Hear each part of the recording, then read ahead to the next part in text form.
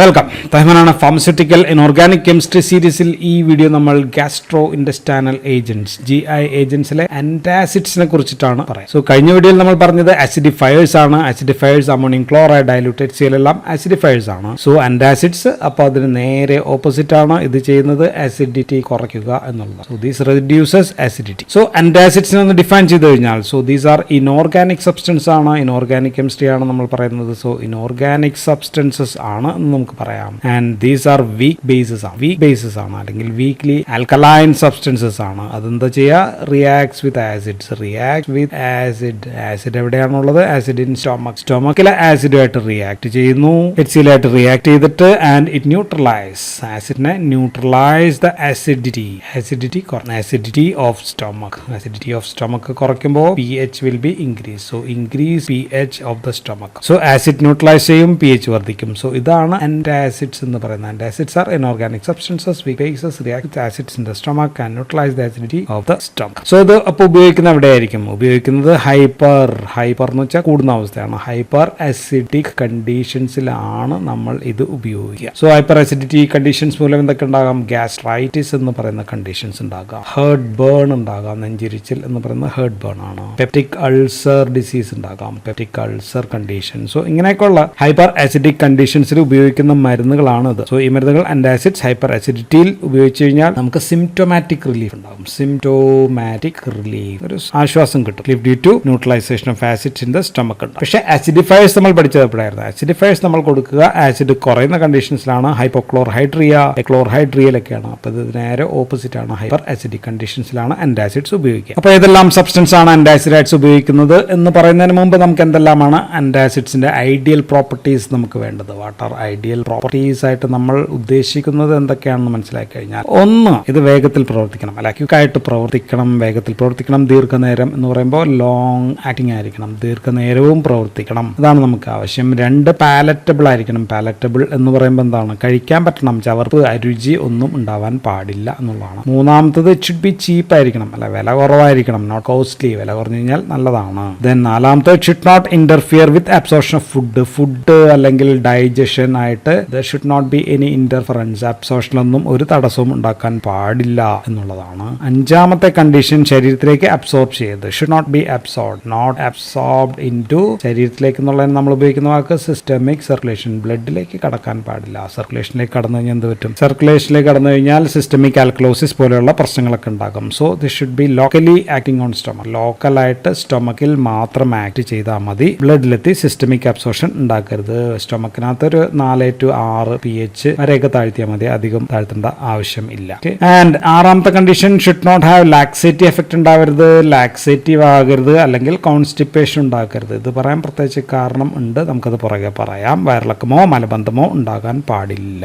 And ഏഴാമത്തെ, not liberate carbon dioxide പുറത്തേക്ക് പോകരുത്, ലിബറേറ്റ് ചെയ്യരുത് എന്നുള്ളതാണ്. അങ്ങനെയാണെങ്കിൽ റീബൗണ്ട് ഹൈപ്പർ അസിഡിറ്റി ഉണ്ടാകും, ഉണ്ടാകും കാർബൺ ഡയോക്സൈഡ് ലിബറേറ്റ് ചെയ്യുന്ന, അല്ലെങ്കിൽ ബ്ലോട്ടിംഗ് പോലെയുള്ള വയറ്റിനകത്ത് ഇങ്ങനെ വീർക്കൽ പോലെയുള്ള പ്രശ്നങ്ങൾ ഉണ്ടാകും. ആൻഡ് എട്ടാമത്തെ, it should be weak base ആയിരിക്കണം. സ്ട്രോങ് ബേസ് ആയി കഴിഞ്ഞാൽ എന്ത് പറ്റും? GI മെക്കോസൽ ഡാമേജ് ഒക്കെ ഉണ്ടാകും. അതുകൊണ്ട് വീക്ക് ബേസ് ആണ് നമുക്ക് ആന്റാസിഡ്സ് ആയിട്ട് ഉപയോഗിക്കാൻ പറ്റുള്ളൂ. സോ അവൈലബിൾ ആയിട്ടുള്ള ഇൻഓർഗാനിക് ആന്റാസിഡ്സ് ഡ്രഗുകൾ നമ്മളൊന്ന് ക്ലാസിഫൈ ചെയ്ത് കഴിഞ്ഞാൽ നമുക്ക് 2 ഗ്രൂപ്പ് ആക്കാം. ആദ്യത്തെ ഗ്രൂപ്പ് എന്ന് പറയുന്നത് സിസ്റ്റമിക് ആന്റാസിഡ് ആണ്. സിസ്റ്റമിക് ആന്റാസിഡ്സ് എന്ന് പറയുമ്പോൾ അത് ബ്ലഡിനകത്തേക്ക് കയറും, അപ്പോൾ അങ്ങനെയുള്ള പ്രശ്നങ്ങൾ ഉണ്ടാക്കും. എങ്കിലും നമ്മുടെ എക്സാമ്പിൾ ഈ സോഡിയം ബൈകാർബണേറ്റ് നമ്മൾ സിസ്റ്റമിക് ആന്റാസിഡ് ആയിട്ട് ഉപയോഗിക്കുന്ന മരുന്നാണ്. ഇപ്പോൾ രണ്ടാമത്തത് നോൺ സിസ്റ്റമിക് ആയിരിക്കണം. നോൺ സിസ്റ്റമിക് ആന്റാസിഡ് എന്ന് പറയുമ്പോൾ അത് ബ്ലഡിനകത്തേക്ക് കയറില്ല, അബ്സോർബ് ചെയ്യില്ല. Example is aluminium containing compounds ഉണ്ട്, മഗ്നീഷ്യം കണ്ടെയ്നിങ് കോമ്പൗണ്ട്സ് ഉണ്ട്, then calcium. Aluminium, magnesium and calcium containing compounds ആണ് നമ്മൾ ഉപയോഗിക്കുക. ദെൻ ഇതിൻ്റെയൊക്കെ മിക്സ്ചർ കോമ്പിനേഷൻ, അലൂമിനിയവും മഗ്നീഷ്യവും കാൽഷ്യം കൂടി ചേർന്നുള്ള combinations. Systemic and non systemic antacids ആണ് നമ്മൾ ഇൻഓർഗാനിക് സബ്സ്റ്റൻസ് ആയിട്ട് ആന്റാസിഡ്സ് ആയിട്ട് ഉപയോഗിക്കുന്നത്. സോ അപ്പോൾ നമുക്ക് ആദ്യം സിസ്റ്റമിക് ആന്റാസിഡ് ആയിട്ടുള്ള സോഡിയം ബൈകാർബണേറ്റിനെ കുറിച്ച് നമുക്ക് പറയാം. സോ സിസ്റ്റമിക് ആന്റാസിഡ് ആണ്. Molecular formula is sodium NaHCO3 ആണ്. ബൈകാർബണേറ്റ് എന്ന് പറയുമ്പോൾ ഒരു H ഇവിടെയുണ്ട്. മോളിക്കുലാർ വെയിറ്റ് എത്രയാണ്? 84.01 gram per mole ആണ് ഇതിന്റെ മോളിക്കുലാർ വെയിറ്റ് എന്ന് പറയുന്നത്. ആൻഡ് ഇതിനകത്ത് എത്ര സോഡിയം ബൈകാർബണേറ്റ് ബൈകാർബണേറ്റ് ഉണ്ടാകണം എന്ന് വെച്ചാൽ ഒരു 99% 101% ഇടയിൽ സോഡിയം ബൈകാർബണേറ്റ് ഉള്ളതാണ്. സോഡിയം ബൈകാർബണേറ്റിന്റെ ഫേമസ് സിനോണിം എന്ന് പറയുന്നത് എന്താണ്? Baking soda. So it is famous as baking soda എന്നാണ് അതിന്റെ സിനോണിം എന്ന് പറയുന്നത്. So what are it's properties എങ്ങനെയാണ്? വൈറ്റ് ആണ്, വൈറ്റ് ആൻഡ് ക്രിസ്റ്റലൈൻ ആണ്. ക്രിസ്റ്റലൈൻ പൗഡർ ആയിട്ടാണ് കിട്ടുക. മണമുണ്ടോ? ഇല്ല. ഓർഡർലെസ് ആണ് സംഭവം, പ്രത്യേകിച്ച് സ്മെല്ലില്ല. പക്ഷേ സ്ലൈറ്റ്ലി ആൽക്കലൈൻ ടേസ്റ്റ് ആണ് ഇതിനുള്ള. സ്ലൈറ്റ്ലി ആൽക്കലൈൻ ടേസ്റ്റ് ഉണ്ട്. സ്റ്റേബിൾ ഓൺലി ഇൻ ഡ്രൈ എയറിൽ മാത്രമാണ് സ്റ്റേബിൾ ആയിട്ടിരിക്കുക. വെള്ളത്തിൽ അലിയുമോ എന്ന് വെച്ചാൽ കുറച്ചേ അലിയൂ. സോ സ്പാരിംഗ്ലി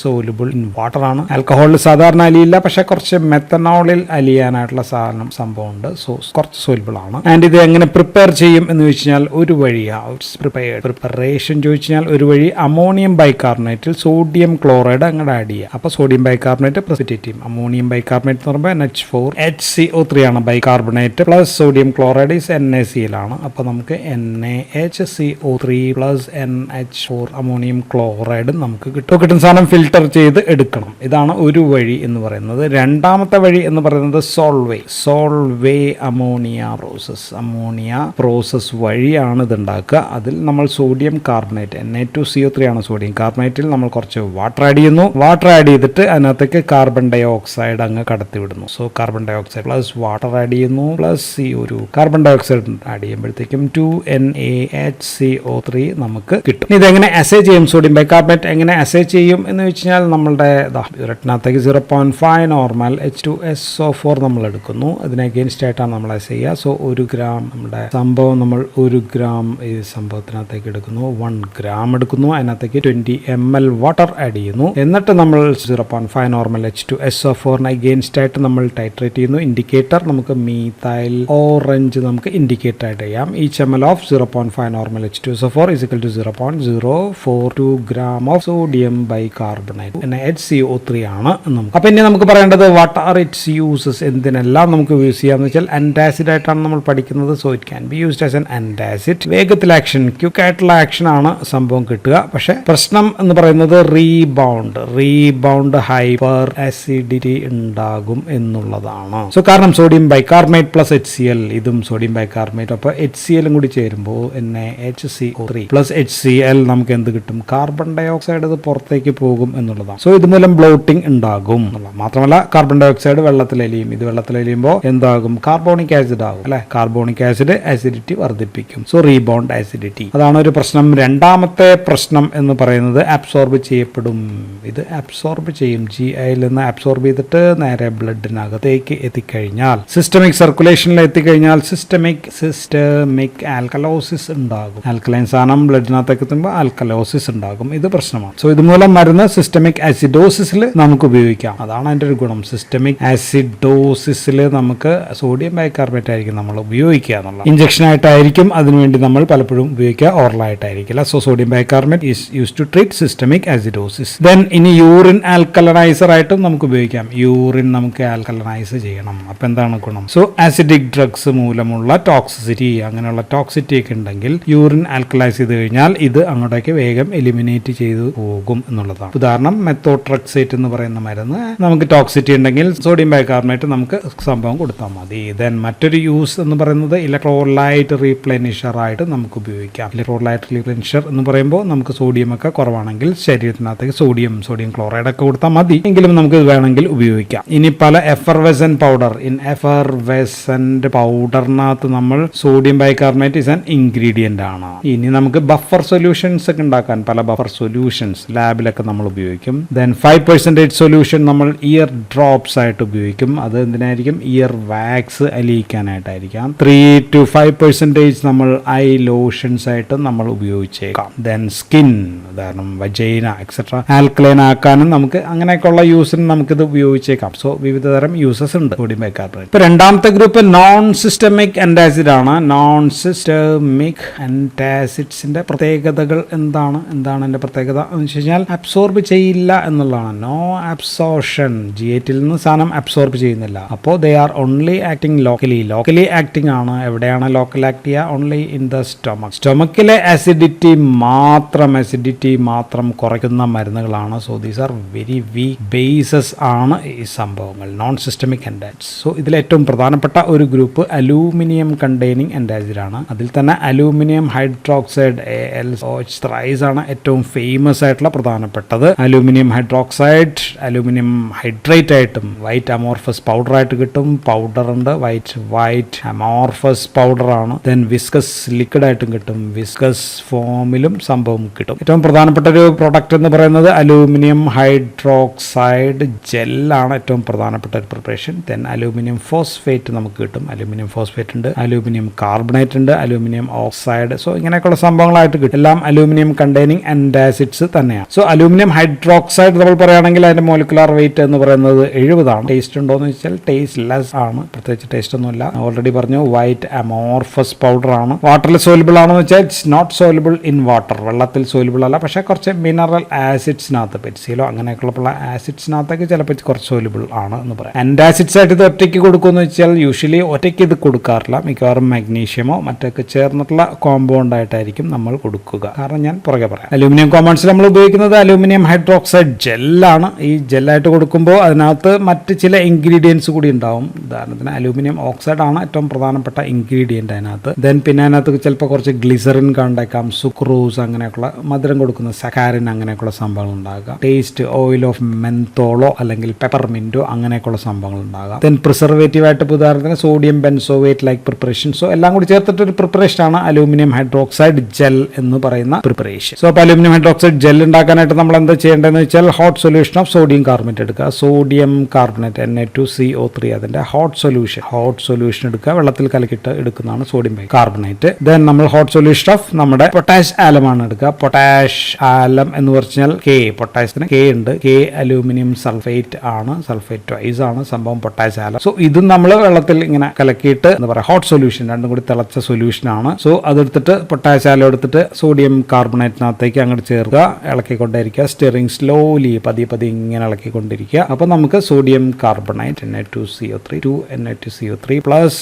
ഇക്വേഷൻ ആണ് ഞാൻ എഴുതുന്നത്. പൊട്ടാഷ് ആലം എന്ന് പറഞ്ഞാൽ AlSO4 ട്വൈസ് ഉണ്ട്, പ്ലസ് 3H2O വെള്ളവും കൂടി ചേരുമ്പോൾ നമുക്ക് കിട്ടുന്നതാണ് നമ്മുടെ സംഭവം. അലൂമിനിയം ഹൈഡ്രോക്സൈഡ് ആയിരിക്കും നമുക്ക് കിട്ടുക. അപ്പൊ 2 അലൂമിനിയം ഹൈഡ്രോക്സൈഡ് നമുക്ക് കിട്ടും. Okay, plus 3 carbon dioxide കൂടി കിട്ടും. സോ അപ്പൊ കാർബൺ ഡൈ ഓക്സൈഡ് മൊത്തം പുറത്തേക്ക് പോകണം എന്നുള്ളതാണ്. അപ്പോഴാണ് നമ്മൾ ഇളക്കിക്കൊണ്ടിരിക്കുക. സോ പ്രൊഡക്റ്റ് എടുക്കുന്നു, അത് നമ്മൾ ഫിൽട്ടർ ചെയ്യുന്നു. അതിനകത്ത് വാഷ്ഡ് വിത്തിനകത്ത് കുറച്ച് സൾഫേറ്റ് ഉണ്ട്. ഈ സൾഫേറ്റ് ഒക്കെ നമ്മൾ വാഷ് ചെയ്ത് മാറ്റുക എന്നുള്ളതാണ്. സൾഫേറ്റ് ഒക്കെ വാഷ് ചെയ്ത് മാറ്റുമ്പോൾ നമുക്ക് അലൂമിനിയം ഹൈഡ്രോക്സൈഡ് നമുക്ക് കിട്ടും. സോ ഇതാണ് ആൻറ്റാസിഡ് ആയിട്ട് നമ്മൾ യൂസ് ചെയ്യുന്നത്. ഇപ്പൊ ഈ കേസ് നമ്മൾ മൊത്തം പൂരിപ്പിച്ചിട്ടില്ല, പ്ലസ് 3K2SO4 കൂടി ആയിരിക്കും നമുക്ക് കിട്ടുക. ഈ അലൂമിനിയം ഹൈഡ്രോക്സൈഡിലെ അലൂമിനിയം ഓക്സൈഡ് നമ്മുടെ HCl സ്റ്റൊമക്കിലെ HCl ആയിട്ട് ചേർന്നിട്ടുണ്ടാകുന്നതാണ്. അലൂമിനിയം ക്ലോറൈഡ് ഉണ്ടാകുന്നുണ്ട്. ഈ അലൂമിനിയം ക്ലോറൈഡ് വയറ്റിൽ വെച്ചുണ്ടാകുന്ന സംഭവമാണ്. So this has got some astringent effect. ഇതിനൊരു അസ്ട്രിഞ്ചന്റ് എഫക്ട് ഉണ്ട് എന്നുള്ളതാണ്. സോ അൾസറിലും മറ്റും ഇതൊരു ഗുണമാണ് ഈ അസ്ട്രിഞ്ചന്റ് എഫക്ട്. അപ്പൊ വേദന കുറച്ച് കിട്ടും എന്നുള്ളതാണ്. ആൻഡ് ഈ aluminium chloride and also aluminium ഹൈഡ്രോക്സൈഡിന്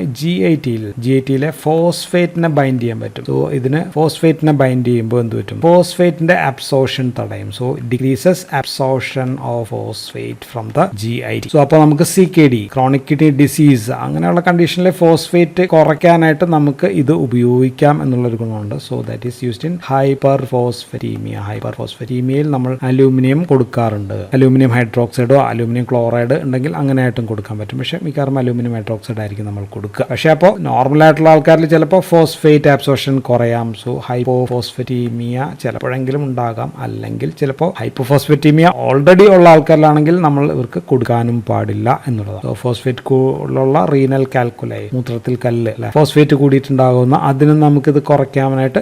so antacid use ഉണ്ട്. ദെൻ GIT-യിൽ അസ്ട്രിഞ്ചന്റ് യൂസ് ഉണ്ട്. GIT-യിൽ മാത്രമല്ല അസ്ട്രിഞ്ചന്റ്, നമുക്ക് എക്സ്റ്റേണലി നമുക്ക് അസ്ട്രിഞ്ചന്റ് യൂസ് നമുക്ക് ഉപയോഗിക്കാം. ഉദാഹരണത്തിന് എക്സ്റ്റേണലി ഡസ്റ്റിംഗ് പൗഡറിനകത്ത് ഉപയോഗിക്കാം. ഇനി വൂൺസിനകത്തൊക്കെ നമുക്ക് ചിലപ്പോൾ പൊടിയായിട്ട് നമുക്ക് കഴിച്ചു കഴിഞ്ഞാൽ ആ വെള്ളം അബ്സോർബ് ചെയ്യുന്നത്. So it can absorb water. അങ്ങനെയുള്ള ഗുണം നമുക്ക് യൂട്ടിലൈസ് ചെയ്യാം. ദെൻ പിന്നെ ഒരു ഉപയോഗം പറയുന്നത് ഇൻഹലേഷൻ ആയിട്ടാണ്. ഇൻഹലേഷൻ ഇൻ സിലിക്കോസിസിനകത്തും നമ്മൾ ചിലപ്പോൾ ഉപയോഗിക്കാറുണ്ട്. ഇനി അലുമിനിയം ഫോസ്ഫേറ്റ് ഉണ്ട്. അലുമിനിയം ഫോസ്ഫേറ്റ് ജെല്ല് നമ്മൾ ഉപയോഗിക്കുന്നത് 4 to 5% അലുമിനിയം ഫോസ്ഫേറ്റും ചിലപ്പോൾ നമ്മൾ ആൻറ്റാസിഡ് ആയിട്ട് ഉപയോഗിക്കാറ്. ഇനി രണ്ടാമത്തെ നോൺ സിസ്റ്റമിക് ആൻറ്റാസിഡ്സ് വരുന്നത് മഗ്നീഷ്യം കോമ്പൗണ്ട്സ് ആണ്. മഗ്നീഷ്യം കോമ്പൗണ്ട്സിൽ പറഞ്ഞാൽ മഗ്നീഷ്യം കാർബണേറ്റ് കാർബണേറ്റ് MgCO3 ആണ്. ആന്റാസിഡ് ആക്ഷൻ ഉണ്ടോ എന്ന് വെച്ചാൽ ദിസ് ഈസ് ആൻ ആന്റാസിഡ് ആണ്. പക്ഷെ ഉയർന്ന ഡോസ് സലൈൻ കത്താർട്ടിക് ആണ്. കത്താർട്ടിക് എന്ന് വെച്ചാൽ വയറ് ഇളകുന്ന പ്രശ്നങ്ങൾ ഉണ്ടാകും എന്നുള്ളതാണ്. പിന്നെയുള്ളത് മഗ്നീഷ്യം ഓക്സൈഡ് ആണ്. MgO എന്ന് പറയുന്നത് magnesium oxide. Magnesium oxide universal